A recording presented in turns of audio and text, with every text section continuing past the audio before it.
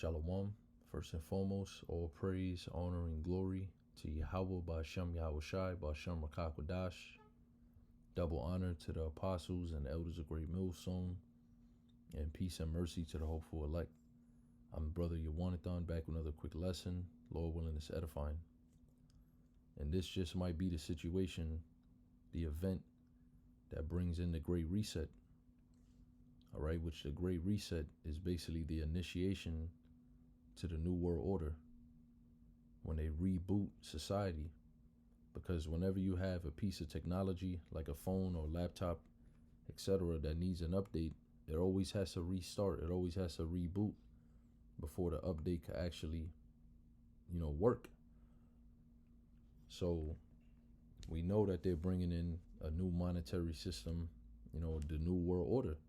It's really a new everything, but it's not really new because they still using the same framework and the same foundation that they use for the old system. They still going to use it for the new system, but that's why it needs to be reset, because it's basically just like an update.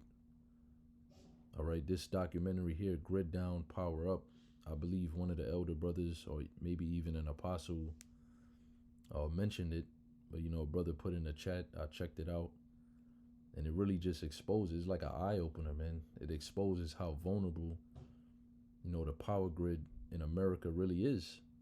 And not only just a cyber attack, but so many other things. I was over here Googling a couple of things, and I seen this article from Forbes, all right, that was published February 15th, 2023. It says 3 alarming threats to the U.S. energy grid: cyber, physical, and existential. I knew I was going to have a problem saying that. Existential events. So what they saying here in this article, I'm going to read down. And like I said, go watch this. Grid Down, Power Up. They're going to show you how weak the power grid really is and how nobody's doing nothing to try to protect it.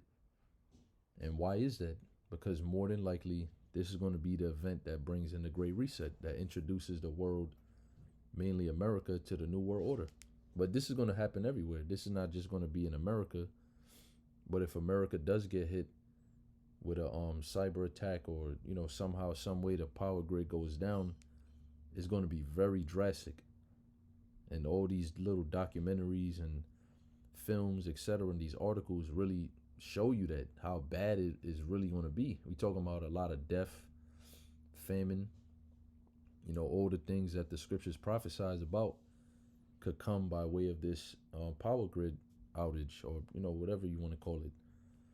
So it says protecting critical infrastructure, and especially the U.S. energy grid, is certainly a topic that keeps the U.S. Department of Homeland Security, the U.S. Department of Energy, the U.S. Department of Defense, and the U.S. intelligence community planners up at night.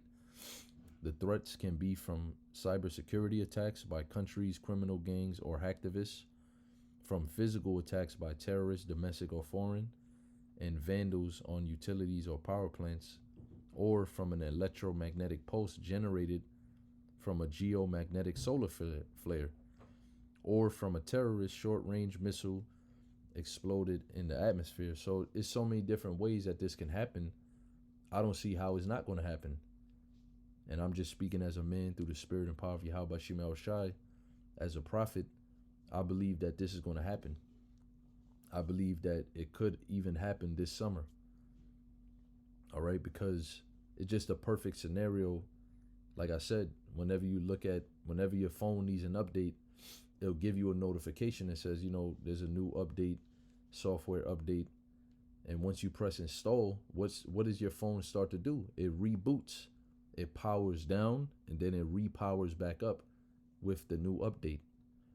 And that's what they're trying to do, because they want to bring in the MOTB. They want to bring in the CBDC and everything that's, puts their New World Order together, that gives them that full total control over the population of the earth.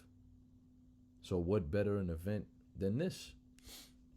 The underlying reality is that from an energy frequency perspective, the aging U.S. energy grid infrastructure is extremely vulnerable to cyber attacks, physical incidents, and existential threats.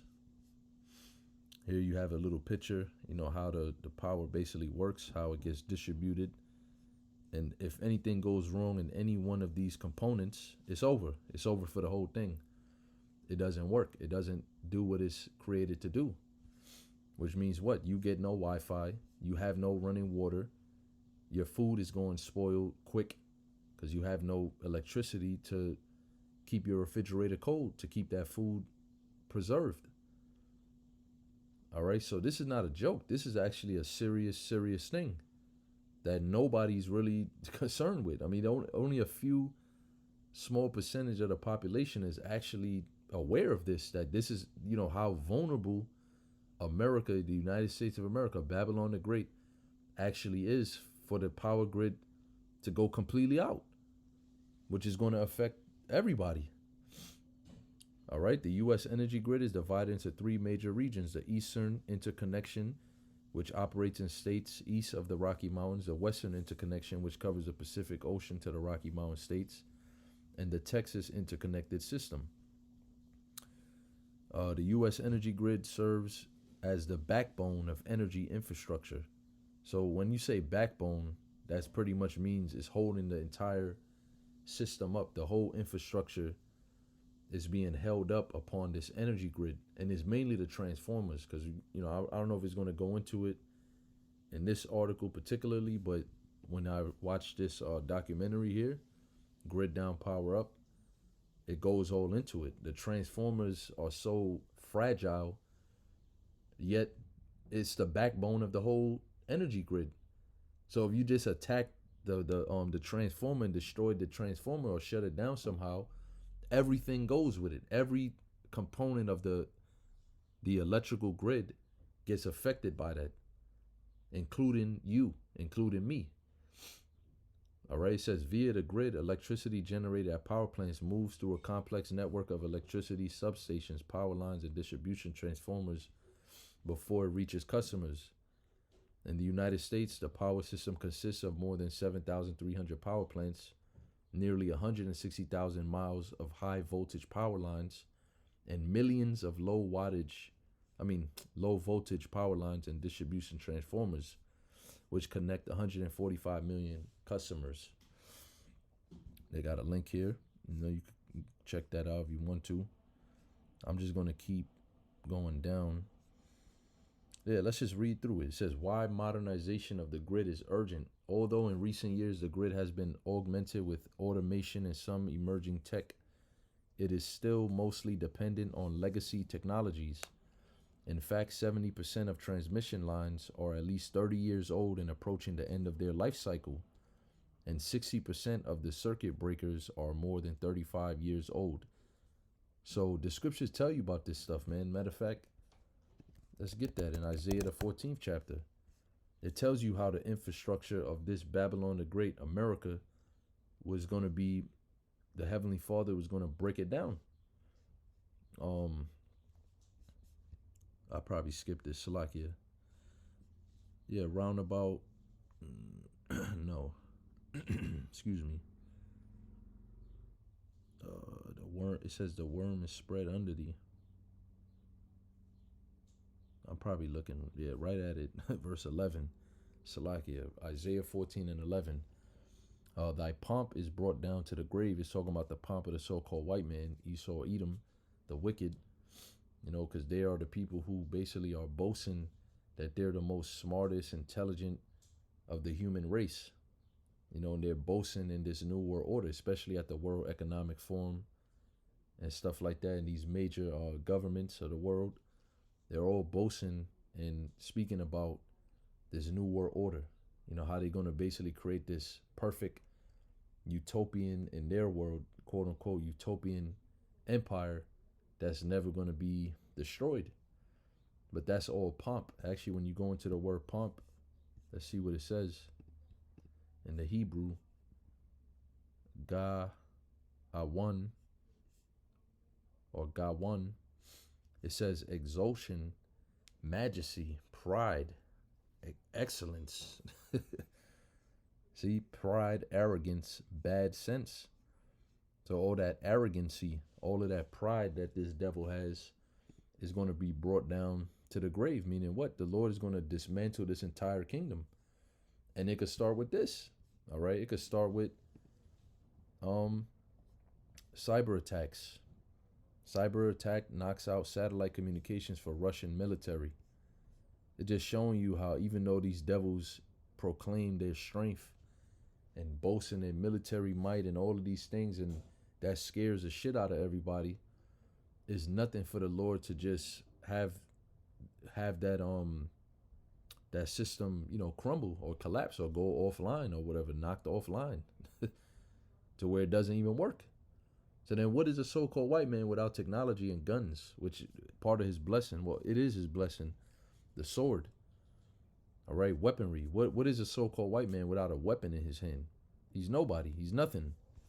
And that's how the Lord is going to bring you down. He's going to take back everything that he gave to you, including the kingdom. Because that's Daniel 4:17. All right, the Most High ruleth in the kingdom of men, and he giveth it to whomsoever he will, and setteth up over it the bases of men. So the Lord set up you base people, you Edomites, all right, to rule the earth, but he's getting ready to take you out of rulership. It says, in the noise of thy voiles, the worm is spread under thee, and worms cover thee. And when you go into worm, I believe, let me see if it says it here. The worm, Ramah in the Hebrew, it says maggot worm as cause and sign of decay. See? So basically what it means, the worms represents feeding on the dead, all right? Corruption. Basically when something is decaying or corrupting, the worms or the maggots, they begin to eat it as it's dying. So in a sense, symbolically, that's what's happening in America. All the highways and the bridges and everything is falling apart. All right, the infrastructure grade of America back a couple of years ago, it's even worse now. It didn't get any better than a few years back, but years ago it was a D-. So right now we got to be at like a F or maybe even an E. And they telling you right here that these circuit breakers and these different pieces of the power grid that is very important, that hold the whole thing together, basically, is over 30 years old. These things are outdated already. They're reaching the end of their life cycle. So this would be the perfect time for something like this to happen, man. The aging infrastructure and increasing demand for power have made the grid susceptible to cascading failures, where the failure of one component leads to a series of failures. This has been witnessed. So all you have to do is attack one part of it. All you have to do is one part of it has to go down, and it just has a domino effect after that. This has been witnessed during periods of harsh weather. Modernizing the grid has become high priority for Congress and industry. Yeah, okay, sure. In fact, a 2022 Department of Energy federal notice of intent calls for modernizing, hardening, and expanding the grid will enhance the resilience of our entire electric system and ensure that electricity is available to customers when it is needed most. Aging infrastructure leaves the grid increasingly vulnerable to attacks. So this thing is open. This bitch is open right now. All right. America, Babylon the Great, is open for attack. And they letting the world know.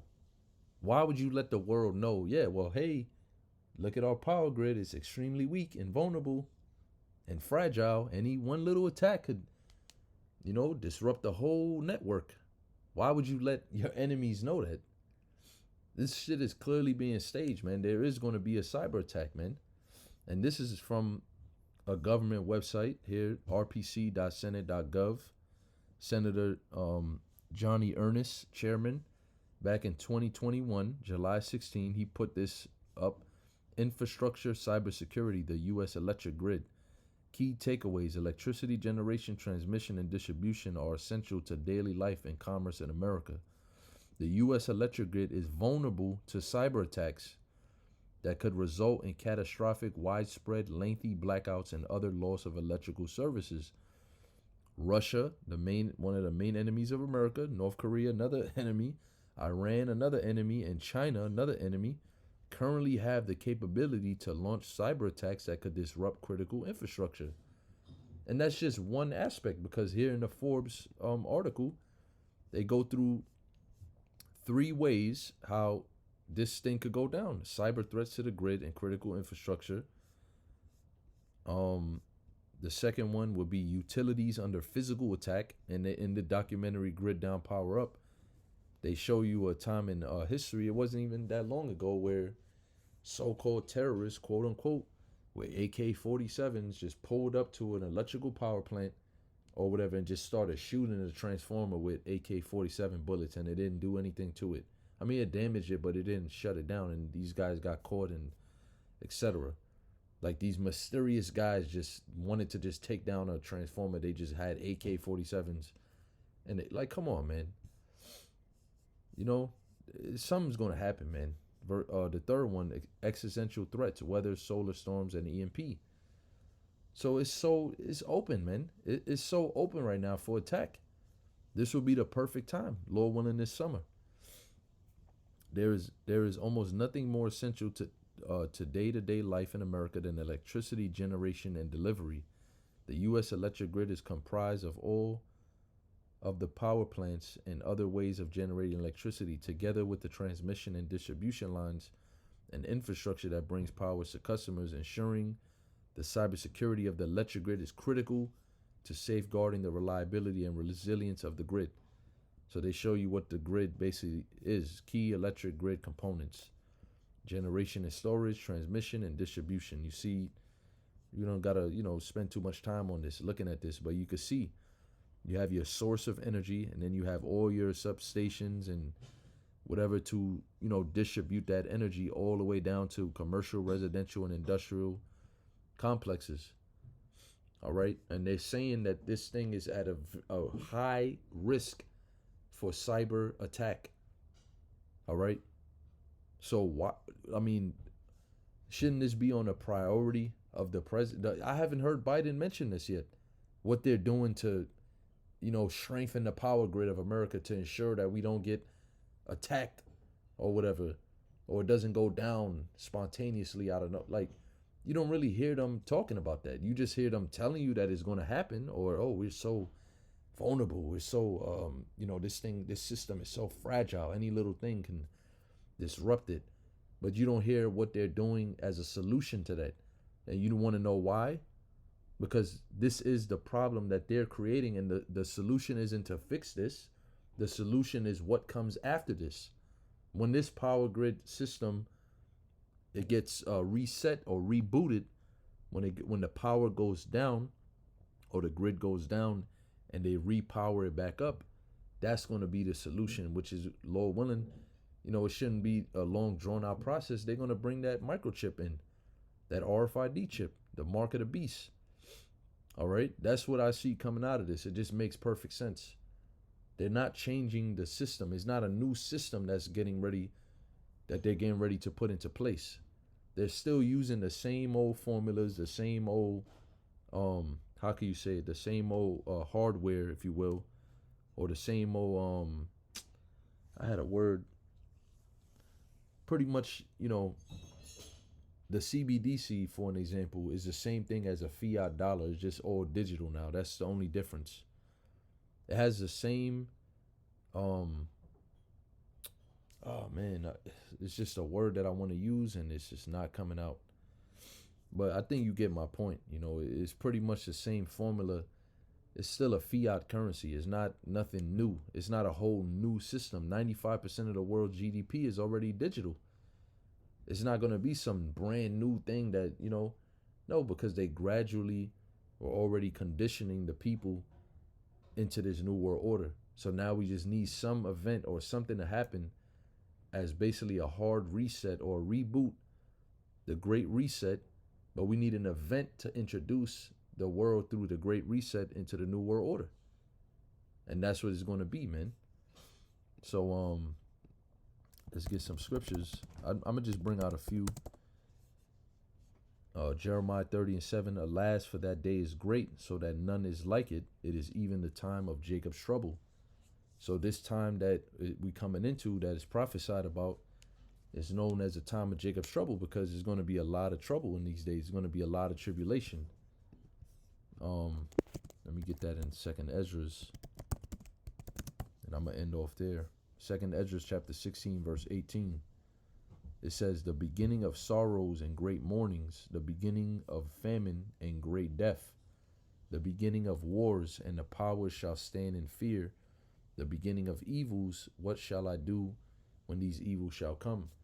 So this is the beginning of evils, man. When they start really coming down with great wrath, Revelation 12 and 12, that's just the beginning. Because this thing is going to end in nuclear war. At the end of the day, this thing is going to end with Yahweh Shai coming back, man. This is the least of anybody's worries, really. True, I'm being so honest with you. This cyber attack thing and the power grid going down, yeah, that's a terrible, terrible thing when it happens, man. Not if, but when. When it happens, it's going to be really bad. It's going to be famine and death, just like we just read, the beginning of sorrows and pestilence and all of that.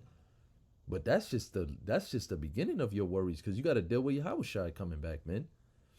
You got to deal with the Lord and Savior himself. All right, the Son of the Father, Yahweh Shai, who the world ignorantly called Jesus Christ, which is a so-called black man. You got to deal with him coming with the UFOs, so-called UFOs, with the angels. All right, invading this earth. You people got to live through that. And you don't even know what's going on. You don't even know what's going on in your own country, let alone in the world, let alone in the spirit world or in the heavens, in the so-called outer space. You people you don't know anything.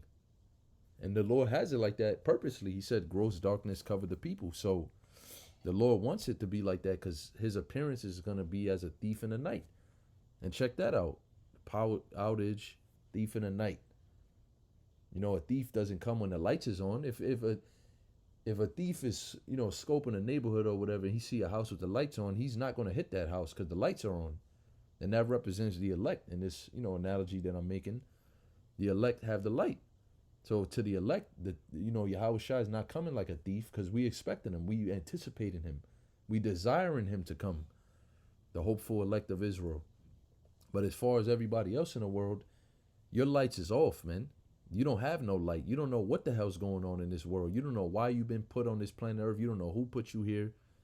You don't know what your purpose is. What's the purpose of life? You people don't understand anything. And you just going to be going through the motions with this thing, man. Like, the Lord's just going to have you people getting, pushed to and fro like the oceans, man, like the waves, like a boat that doesn't have an anchor. Because you people don't know anything, man. And like I said, it's really when Yahweh Shai comes, man. That's what's really going to make this place dark and gloomy. All right, for this world. That's what's really going to be dark and gloomy when Yahweh Shai actually comes, man. Because you people are going to have no idea what the hell's going on. Even though we told you, some people will, because they're going to remember that there have been a prophet among them. But a lot of people are just going to be so scared, they're not even going to be able to think and process what they're seeing. All right? Or even begin to question, what the hell it is that's going on, man. I mean, it's just going to be so bad. But, that's pretty much it. I didn't really have too much that I wanted to go into. I just wanted to bring out these information that I came across through the Spirit. As I was watching this documentary, I started looking some things up, like cyber attacks on the power grid and things like that. And, this really opened up my eyes, man. So I hope and pray that, this was edifying to the elect of Israel. Hey, the only thing we could really do is just prepare mentally, try to get right. Not even try to get right with Yahweh Shemel Shai now. All right, don't tarry day to day, because this thing is going to come suddenly, man. And once it comes, there's not going to be nothing that anybody can do. All right, we're going to need Yahweh Shemel Shai. We're going to need help from the angels, man, to survive these days. So there's nothing I can tell you to do. Oh, stock up some water. You could do that, yeah, but that doesn't mean you're going to be safe. The only ones that's going to be safe is the elect. All right, matter of fact, I didn't finish reading Jeremiah 37. It says, "Alas, for that day is great, so that none is like it. It is even the time of Jacob's trouble, but he shall be saved out of it." And that's Daniel 12 and 1. Let's get that. At that time shall Michael stand up, the great prince which standeth for the children of thy people. It says the time of the end. That's the headline of this chapter, of this particular part of the chapter, the time of the end. But there was never a time, Michael has never came to this earth to stand up for the Israelites. It hasn't happened yet because the time of trouble, it hasn't happened yet. We've had a lot of trouble as a nation of people, but it says the alas for that day is great, so that none is like it, meaning this is going to outdo any other time in history that our people have been through. And not even just our people, it's just the Lord's just only concerned with Israel, but this is a time of trouble for the whole earth, for the whole planet. And this is the time of Esau, Edom, the so-called white man's judgment. All right, so even though he's going to be pulling certain strings and making certain things happen, it's still the time of his judgment. It's still the time of his end. The end is not just the end of everything, of all things. The end is really talking about the end of the so-called white man. All right, 2nd Ezra 6 and 9. And there shall be a time of trouble, such as never was since there was a nation, even to that same time. And at that time thy people shall be delivered, every one that shall be found written in the book. And that's the elect.